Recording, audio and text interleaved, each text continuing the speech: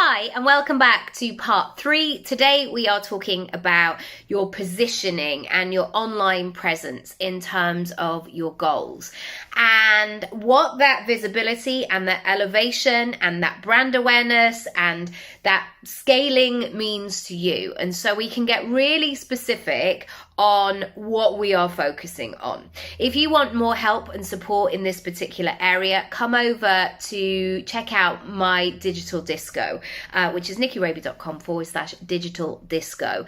And we cover all of the things: websites, online presence, discovery calls, ideal clients, bringing more people into your business, and all that great stuff. So the first thing I want to ask you is your vision and your reality talking to each other? And I think that this is a natural thing that happens because many of us are slightly uncomfortable, or we are still getting used to the fact we have to sell ourselves, or we're putting ourselves out on the internet. And I think lots of us have this hangover lurking underneath from school, maybe, where it's like, oh, what if I put my hand up? Or will people laugh at me? Or are people going to talk about me behind my back? Or all of these things, whatever it might be.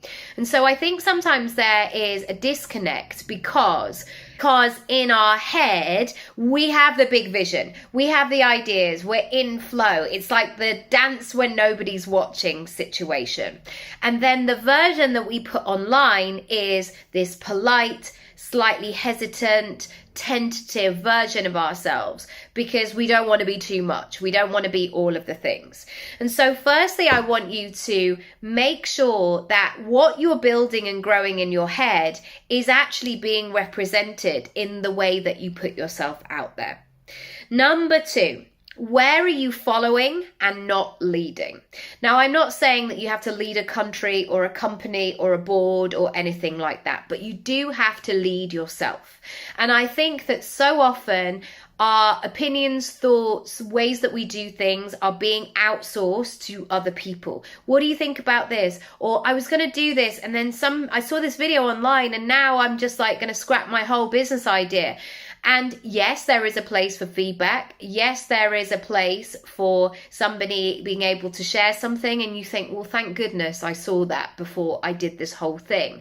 But what I'm saying is I want you to get to a stage where things are not wobbly, where you can stand in integrity, in connection with what it is that you want, and really lead that and say, this is what I believe, this is what's important, this is how it's going to help you, and work from that place rather than saying, I'm kind of doing this, and if you like it, I mean, I hope you do, let's just see where we go.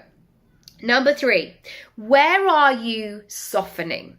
So this was a trait that used to happen a lot where I was so comfy cozy with everybody. I had a little bit of don't mind energy. I was trying to be nice. And actually my role, especially with my coaching and writing and certainly acting as well, it goes through everything, is I want to be thought-provoking. I want to say something that sometimes is like a bit of a mic drop moment where people go, oh, right. Yeah. Oh, I do need to do that. And I think there's a difference between saying it to shock or saying it, I'm sure loads of us have got terrible stories of PE teachers as a kid have been shouted at across a school field to get moving or whatever it might be. But there's a difference between saying you don't even have to get off the bench, and there's a difference with somebody shouting at you telling you you're slow, or somebody running alongside you going, you can do this. And I think finding that tone that is also going to hold that space for your clients, your customers' higher version of themselves, it's a really powerful thing. And I think sometimes we're being a bit tentative because we don't want to offend people.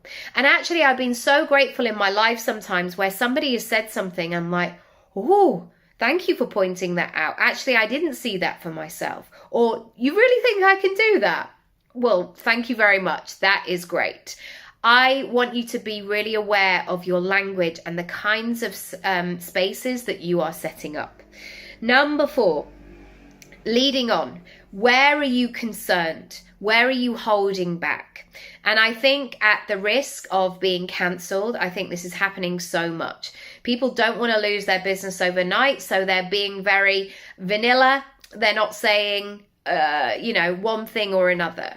And I see that sometimes with podcast interviews. And yes, everybody has a right to their own boundaries and what they share. But I now switch off interviews that don't go anywhere, or people go, oh my God, hi, you're amazing. No, you're amazing. No, this is really great. And I'm like, what are you saying? I know that you're complimenting each other, but where is this going? How is this being driven forward? And so I want you to think about how you can really show up as that leader and give people a step-by-step process and really show people how you can help and support them. Finally, what would happen and how would you feel if actually this was your most successful month?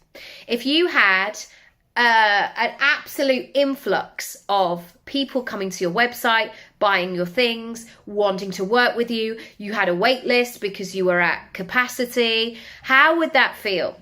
There is a great phrase, which I'm not going to even attempt, but that we are more frightened of our light rather than our darkness. So we stay in the dark because we don't want to be too much. How would that feel if we were actually that big version of ourselves?